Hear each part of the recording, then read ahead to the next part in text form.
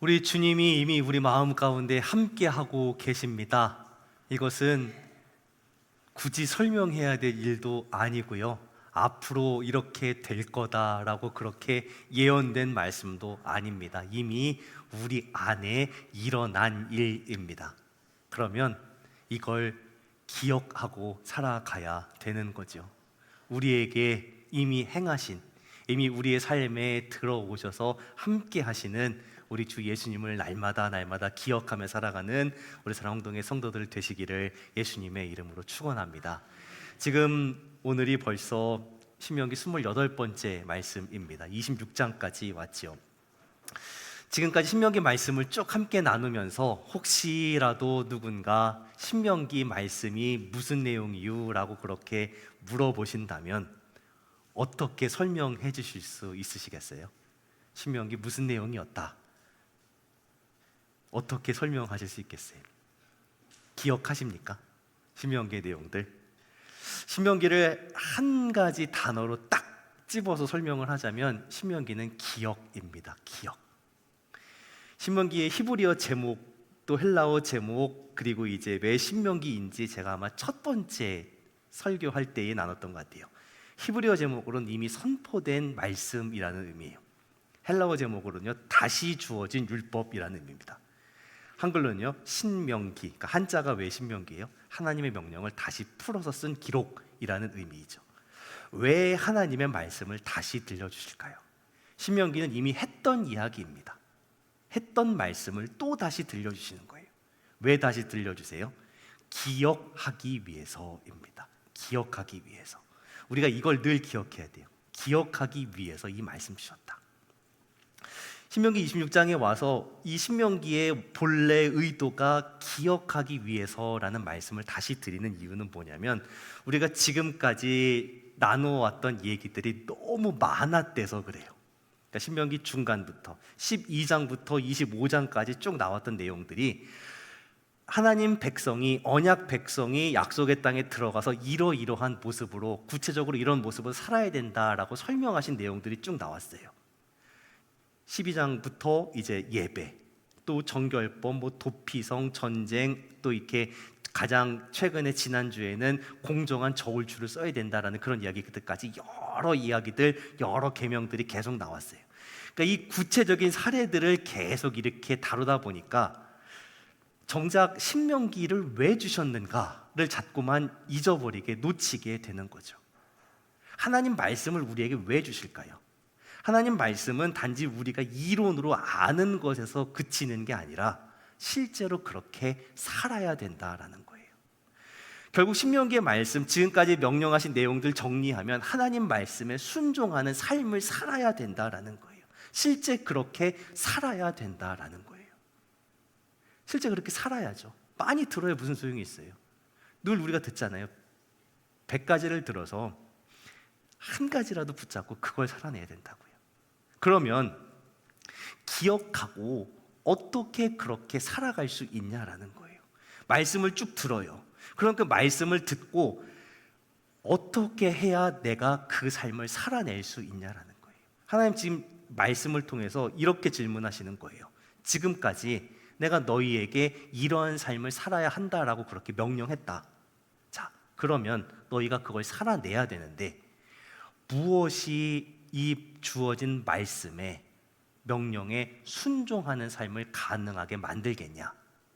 뭘 가지고 그렇게 살겠냐? 라고 그렇게 물어보시는 거예요. 뭐가 있어야 지금까지 주신 이 말씀들을, 이 명령들을 실제 내 삶에서 가능하게 만들 수 있을까요? 오늘 말씀은 그 질문에 대한 답이 됩니다. 자, 오늘 말씀이 어떻게 시작을 해요? 내 하나님 여호와께서 내게 기업으로 줘 차지하게 하실 땅에 내가 들어가서 거기에 거주할 때에 내 하나님 여호와께 내게 준 땅에서 토지의 모든 소산의 만물을 거둔 후에 라고 나옵니다. 이스라엘 백성이 약속의 땅 가나안에 들어가서 농사를 짓고 첫 열매를 거두게 될 때에 대한 말씀을 주십니다. 지금까지 광야에 있었으니까 농사를 짓지 못했어요. 하지만 약속의 땅에 들어가서 이제 그 땅에서 농사를 짓고 열매를 거두게 되겠죠. 자, 그때 얻은 소산의 만물, 그러니까 첫 열매를 하나님께 드리라라는 그 명령이 나옵니다. 우리가 신명기 26장에 크게 두 가지 내용이 나와요. 앞에는 뭐가 나왔어요? 첫 열매를 드리라. 그리고 12절부터는요, 셋째 해 곧 11조를 드리는 해 11조 드리라, 두 가지 내용이 나와요. 자, 그렇다고 해서 신명기 26장이 헌금해라, 헌금 강조하는 그런 본문이라고 생각하시면 안 돼요. 말씀의 의미는, 의도는 거기 있지 않아요. 그 땅에 들어가서 첫 열매를 거두고 그것을 드리라. 왜 드리라고 하시냐? 그리고 강조하시는 게 뭐냐? 첫 열매를 드리라가 핵심이 아니라 그 열매를 드리면서 지금 무슨 고백을 하고 있느냐, 이걸 봐야 되는 거예요. 그냥 드리기만 하면 되는 게 아니에요. 그 첫 열매를 하나님께 예물로 드리는 사람이 지금 해야 될 말이 정해져 있어요. 자, 그렇게 첫 열매를 거두고 드리러 가서 뭐라고 얘기해야 된대요? 3절에서요. 그때의 제사장이 나아가 그에게 이르기를 내가 오늘 당신이 하나님 여호와께 아뢰나이다. 내가 여호와께서 우리에게 주시겠다고 우리 조상들에게 맹세하신 땅에 이르렀나이다 라는 고백을 하라는 거예요. 하나님께서 우리에게 주시겠다고 우리 조상들 때부터 약속하신 그 땅에 내가 지금 왔습니다 라는 이 고백을 하라는 거예요. 어떻게 왔어요? 내 힘으로, 내 능력으로 그 광야 헤치면서 왔어요? 아니잖아요. 하나님께서 신실하게 그 약속을 지키시면서 여기까지 인도하셨기 때문에 온 거예요. 7절, 8절, 9절에서요. 우리가 우리 조상 하나님 여호와께 부르짖더니 하나님께서 우리의 음성을 들으시고 우리의 고통과 신고와 압제를 보시고 여호와께서 강한 손과 편팔과 큰 위엄과 이적과 기사로 우리를 애굽에서 인도하여 내시고 이곳으로 인도하사 이 땅 곧 젖과 꿀이 흐르는 땅을 주셨나이다. 누가 하셨어요? 그쵸. 7절, 8절, 9절의 주어가 누구예요? 하나님이시잖아요. 하나님께서 우리의 부르짖음을 들으셨어요. 하나님께서 우리를 애굽에서 건져내셨어요. 이끌어내셨어요. 하나님께서 우리를 인도하여 내셨어요. 하나님께서 우리에게 젖과 꿀이 흐르는 땅을 주셨어요. 하나님이 하셨어요. 하나님이 들으셨고 하나님이 건지셨고 하나님이 인도하셨고 하나님이 주셨어요. 이 고백을 드리는 거예요. 자, 이스라엘의 예전 모습은 어땠어요? 지금 여기 올만한 그런 사람들이었어요? 5절에 스스로 얘기하죠. 내 조상은 방랑하는 아람 사람이었습니다. 아무것도 없었다는 거예요. 아무것도 없었어요. 뭔가 세상적인 기준으로 볼 때에나 하나님 보시기에나 사실 아무짝에도 쓸모없는 그런 모습이었다라는 거예요. 애굽에서 내려가서 지내는 동안에 인구가 많아지긴 했어요. 근데 그것도 하나님께서 번성하게 하셨기 때문에 사람 수가 많아진 거죠. 그리고 어떻게 돼요? 자기 힘만 가지고는 제대로 살 수가 없는 거예요. 애굽에서 압제당하면서 종살이를 했죠. 그랬던 과거가 있었어요. 그런데 지금은 어떻게 됐어요? 이 땅에 들어와 있어요. 약속의 땅에 들어와 있어요. 농사 지어서 열매도 거두게 되었어요. 자, 이 모든 일들을 하나님 앞에서 첫 열매를 드리면서 다시 기억해 보는 거예요. 그 과거를 다시 회상해 보는 거예요. 왜 그렇게 해요? 그 과거를 회상하는 이유, 지금 거둔 이 열매, 지금 누리는 이 은혜, 이 축복 다 하나님께서 주셨습니다. 이 고백, 이 결론이 나오기 위해서 첫 열매를 드리면서 이 고백을 드리라 하시는 거예요. 뭘 드렸냐가 중요한 게 아니에요. 그 예물을 드리면서 하나님께 무엇이라고 믿음을 고백하고 있느냐, 지금 그게 중요한 거예요. 이 고백은요, 이스라엘 백성이 가나안 땅에 들어가서 첫 번째 해에만 드리면 되는 고백이 아니에요. 세대를 이어서, 세대를 넘어서 모든 이스라엘 백성들이 첫 열매를 드릴 때마다 반복해서 계속 이 고백을 드려야 되는 거예요. 자, 지금 이 말씀을 듣고 있는 이 세대는 그 날만 보고 있는 거예요. 빨리 들어가서 정말 농사 짓고 열매 거두고 이 고백을 드릴 수 있으면 좋겠다. 그게 마음의 소원이겠죠. 근데 세월이 오래 지나요. 우리 자녀들, 손주들, 중손주들 쭉 이어져요. 오랜 시간이 지나면 이 가나안 땅에 들어오게 된 이 과정이 전설 속의 이야기처럼 여겨지는 그런 날이 올 거라는 거예요. 이미 그 땅에 들어가서 농사를 짓고 열매를 거두는 게 당연해진, 익숙해져 버린 그 세대가 하나님의 그 은혜의 역사를 기억할 수 있겠냐라는 거예요. 어떻게 해야 돼요? 그때 가서 얘들이 믿음 없다고 안타까워해요? 왜 믿음 없이 살아가냐고 탓할 거예요? 그럴 수 없어요. 지금 이 땅에 들어가서 첫 농사를 짓고 첫 열매를 드릴 사람들이 믿음의 고백으로 시작을 해야 돼요. 우리가 지금 이 자리에서 하나님께 믿음의 고백을 드려야 돼요. 그게 시작이 되는 거예요. 그 시작이 있어야 계속해서 믿음의 고백이 이어져 갈 수 있는 거죠. 우리가 시작을 못했는데, 여기서 시작이 안 됐는데 어떻게 3년 뒤에, 5년 뒤에, 10년 뒤에 믿음의 고백이 이어질 수 있겠냐라는 거예요. 오늘 이 자리에서 주님, 내가 드리는 이 예배가, 이 찬양이, 이 말씀이 믿음의 고백이 될 수 있게 하여 주옵소서. 믿음의 고백이 시작이 될 수 있게 하여 주옵소서. 그래서 이 믿음의 고백이 계속 이어져 갈 수 있게 하여 주옵소서. 그 고백을 드릴 수 있는 우리 사랑동의 성도들이 되시기를 예수님의 이름으로 축원합니다. 매해마다 이런 고백을 드리래요. 매해마다 열매 거둘 때에. 자, 그러면 첫 해에 들어가서 농사 짓고 첫 열매 드릴 때에는 맞아, 너무 좋아, 너무 기뻐, 너무 감사해.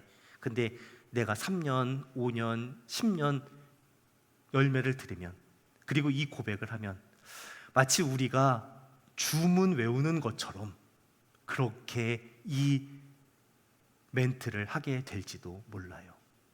마치 우리가 주일마다 신앙 고백으로 사도신경을 함께 암송할 때에 보이는 그런 모습일지도 몰라요. 이제 주일학교 다닐 때에 예배 끝날 때에 꼭 주님의 기도를 같이 나누거든요. 그러면 이걸 숨 안 쉬고 한 호흡에 누가 빨리 끝내냐를 늘 가지고 경쟁을 했었던 기억이 나요. 왜 그래요? 주문처럼 외우는 거예요. 근데 우리가 지금 드리는 이 예배가 어쩌면 그런 모습으로 느껴질 때가 있다는 거죠. 매 주일마다 예배를 드립니다. 또 절기가 되면 예배를 드려요. 그런데 예배는 대부분 형식이 비슷하잖아요. 우리 주일 예배의 형식은 어때요? 함께 찬양팀 서로 교제하고 찬양합니다. 함께 신앙 고백합니다. 임재 찬양으로 함께 신앙을 고백하죠. 그리고 말씀을 읽고요, 찬양대가 찬양을 하고요, 말씀 듣고요, 예물을 봉헌하고요, 교회에서 나누고 결단 찬양하고 축도하고 마칩니다. 매 주일마다 비슷한 형식의 예배를 드리죠. 그리고 제가 찬양을 많이 안 바꿉니다. 그렇죠? 거의 비슷비슷한 찬양을 늘 반복을 하고, 또 고정된 찬양들도 있어요. 주일 예배에 찬양 7곡을 보통 합니다. 그 4곡은 비슷하게 바뀌고 3곡은 늘 고정이 돼 있어요. 그리고 같은 신앙 고백을 늘 반복을 하죠. 이 같은 사도신경의 신앙 고백, 그리고 지존하신 주님 이름 앞에라는 이 찬양, 나의 모습 나의 소유, 주님 앞에 모두 드립니다라는 이 봉헌 찬양, 그리고 이런 교회 되게 하소서라는 결단의 찬양, 고정되어 있는, 반복되고 있는 이 익숙한 것들, 이 익숙한 형식이, 익숙한 찬양들이 예배를 드리는 우리에게 어떻게 다가오고 있느냐라는 거예요. 익숙한 예배의 형식, 익숙한 찬양들, 이것이 우리가 하나님 앞에 더 가까이 나아가고 있게 하는가? 하나님의 은혜를 더 깊이 누릴 수 있게 하는가? 아니면 시간마다 부어주시는 은혜에 대해서 무감각하게 만들고 있는가 하는 거예요. 찬양이 계속 바뀌면 하나님께 나아가는 게 도움이 될까요? 그렇다면 계속 바꿔야 돼요. 하지만 찬양이 계속 고정이 된다면, 그게 하나님께 나아가는 도움이 된다면 고정해야 되는 거죠. 익숙한 형식이, 익숙한 찬양이 그냥 습관처럼, 주문처럼 나오고 있지 않냐라는 거예요. 우리는 그런 모습이거든요. 그럼에도 하나님은 이 믿음의 고백을 매해 열매를 드릴 때마다 하라고 하십니다. 우리가 매 주일마다 예배를 드리다 보면 식상해져요. 그럼에도 우리에게 주님 계속 이 예배를 반복해서 드리라고 말씀하십니다. 반복해서 찬양을 드리라고 말씀하세요. 반복되는 신앙 고백을 드리라고 말씀하십니다. 왜 우리에게 그걸 요구하실까요? 우리가 이 반복되는 찬양을 통해서, 반복되는 신앙의 고백을 통해서 우리가 기억해야 될 것들이 있어요. 그게 뭐냐? 하나님의 약속입니다. 그리고 그 약속이 정말 이루어졌구나라는 걸 기억해야 되는 거예요. 신앙의 가장 근본, 기본이, 기초가 뭘까요? 하나님의 약속의 말씀입니다. 그리고 약속의 말씀이 실제로 이루어졌다라는 거예요. 이 두 가지가 신앙의 근본이에요. 우리가 반복해서 찬양을 드리는 게 중요한 게 아니라, 새 찬양이냐 반복되는 찬양이 중요한 게 아니라, 그 반복되는 찬양, 반복되는 신앙의 고백, 비슷하게 들리는 말씀을 통해서 하나님의 약속을 다시 기억해내고 그 약속이 이렇게 이루어졌구나라는 걸 기억해내야 되는 거예요. 그렇게 기억을 해야 하나님의 은혜를 되새길 수 있어요. 그 은혜를 이루신 하나님의 신실하심을 되새길 수 있어요. 그렇게 반복해야 그것이 우리의 신앙의 고백이 되고, 그 신앙의 고백이 우리의 인생의 본질이 될 수 있는 거죠. 그러나 그것을 놓친다면, 그것을 기억해내지 못한다면 아무 소용이 없는 거예요. 우리가 오늘을 살아갑니다. 이 살아가는 오늘 가운데 무엇을 기억하면서 오늘이라는 시간을 살아가고 있냐라는 거예요. 우리가 내가 누구냐라고 생각하는 것, 내 정체성을 무엇이라고 생각하냐에 따라서 그 삶이, 행동이, 말하는 것들이 다 달라집니다. 우리는 말씀을 통해서 계속 그걸 배우고 있잖아요. 내가 누구냐? 하나님 백성이라는 거예요. 은혜 받은 하나님의 백성이라는 거예요. 그런데 그걸 놓치면요, 둘 중에 하나의 모습이 돼요.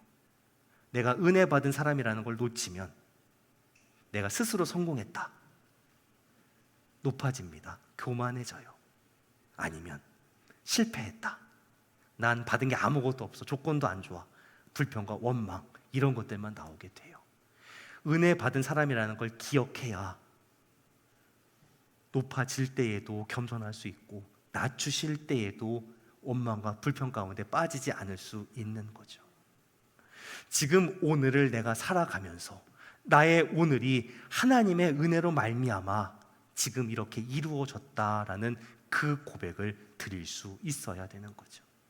내 인생에 무슨 일들이 있었습니까? 각자가 다 말할 수 있는 수많은 일들이 있죠. 그런데 그것을 경험한 게 중요한 게 아니라 무엇을 기억하고 있냐라는 거예요. 무엇을 기억하고 있느냐. 그 경험 가운데, 그 기억 가운데 우리가 고백해야 될 건 뭐예요? 이 모든 일들을 주관하신 하나님, 인도하신 하나님, 역사하신 하나님, 그 하나님을 고백할 수 있어야 되는 거죠. 그 하나님에 대한 고백은, 그 베푸신 은혜와 사랑과 능력에 대한 고백은 아무리 반복해서 고백해도 지나치지 않습니다. 우리에게 행하신 이 놀라운 일들을, 나를 붙잡으셔서 여기까지 오신 그 놀라운 은혜와 사랑을 매일매일 고백해야 돼요. 매 주일마다 함께 고백해야 합니다. 함께 기억해내야 돼요. 그래야 이 믿음의 고백이 시작이 되어서 계속해서 이어져 갈 수 있는 거죠. 내가 예전에 이런 은혜 받았는데 거기에 머물러 있지 말고 그 기억이 오늘 다시 되새겨지면서, 주님, 내가 오늘의 신앙 고백으로, 지금의 신앙 고백으로 이 시간을 살아갈 수 있게 하여 주옵소서. 이렇게 함께 고백할 수 있는 우리 사랑동의 성도들이 되시기를 예수님의 이름으로 축원합니다. 이 고백이, 이 신앙의 고백이, 우리가 아는 것이 신앙의 고백이 되고, 그 신앙의 고백이 우리의 삶으로 이어져 가야 되는 거예요. 그런 삶의 구체적인 모습이 뭐냐? 12절부터 나오는 3년마다 드리는 11조에 대한 말씀입니다. 이 내용은 사실 14장에 이미 나왔었거든요. 11조 얘기는 14장에 나왔는데, 매해마다 드리는 토지 소산의 11조가 있고요, 3년마다 드리는 11조가 있습니다. 14장에 보니까요. 너는 마땅히 매년 토산의 11조를 드릴 것이며 라고 14장 22절에 나오고, 14장 28절에서는 매 3년 끝에 그해 소산의 10분의 1을 다 내어 내 소금에 저축하라 하는 말씀이 나옵니다. 오늘 말씀은 그 중에서 3년마다 드리는 11조에 대한 내용이에요. 이 3년마다 드리는 11조는 어떻게 하래요? 그것을 들여서 12절에 보니까 레위인과 객과 고아와 과부에게 주어 내 서금 안에서 먹고 배부르게 하라 라고 그렇게 말씀을 하십니다. 3년마다 드리는 거, 드려서 가난한 사람 도우면 되지.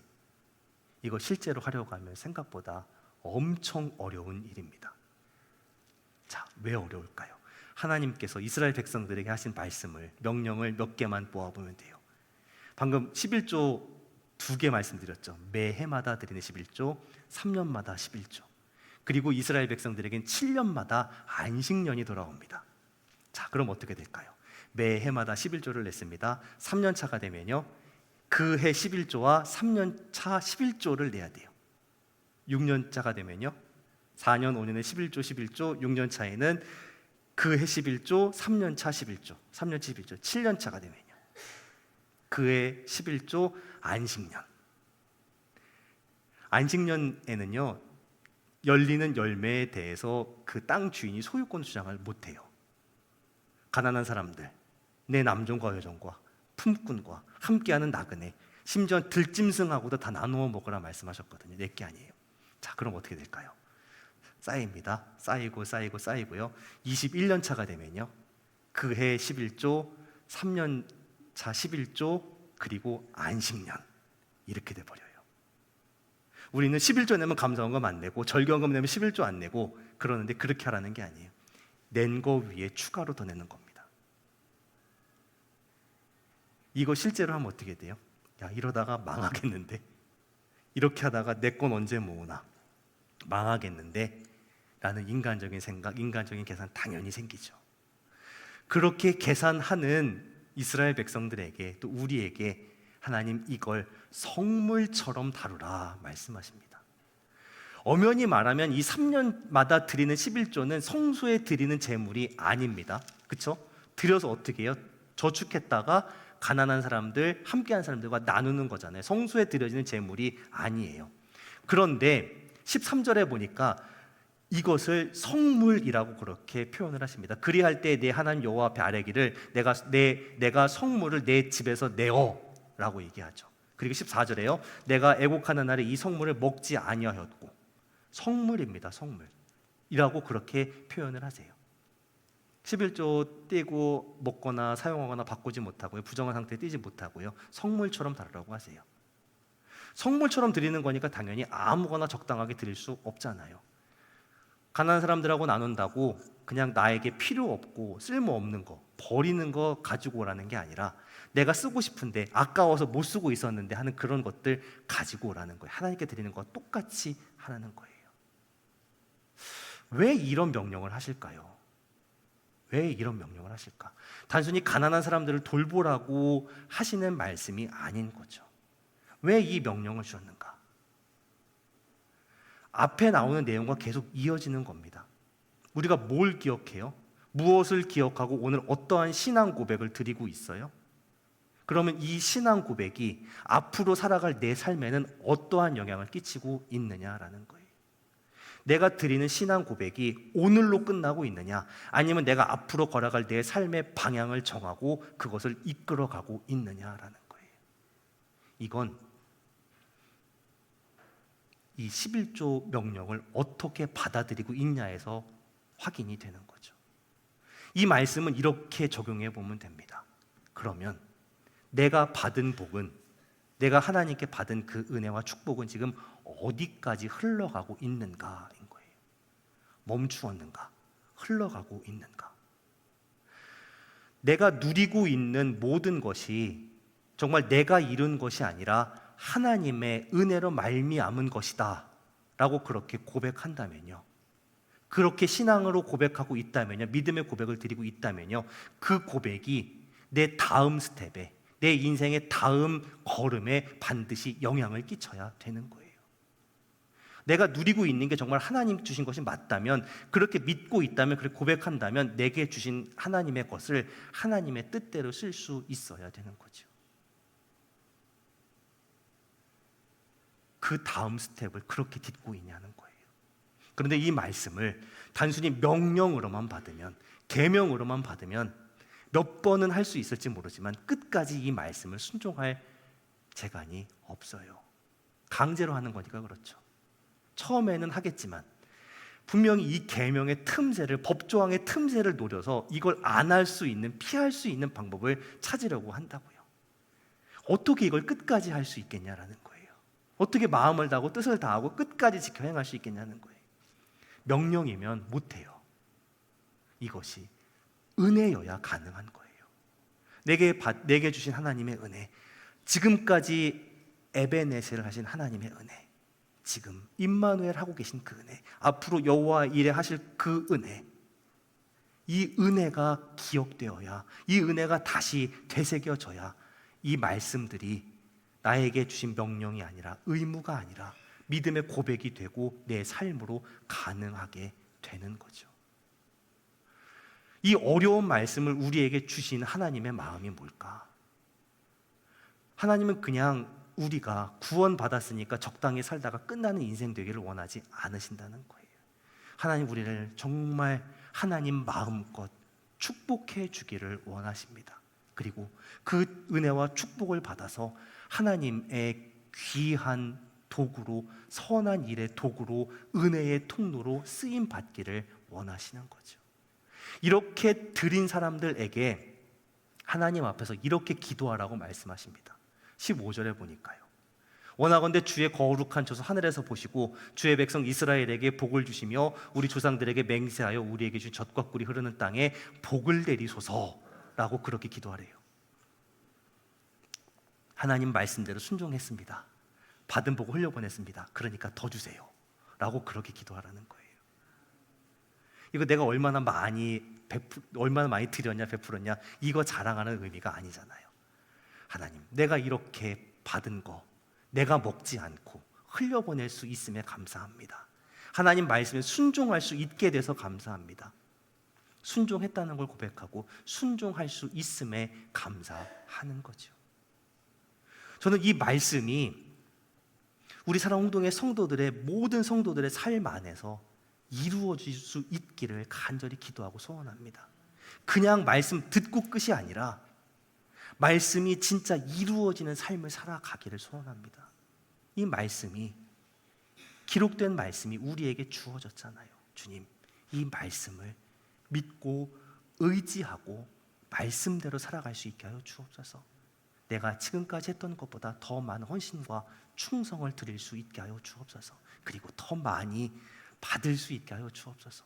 더 많이 받아서 더 많이 드릴 수 있고 더 많이 흘려보낼 수 있게 하여 주옵소서.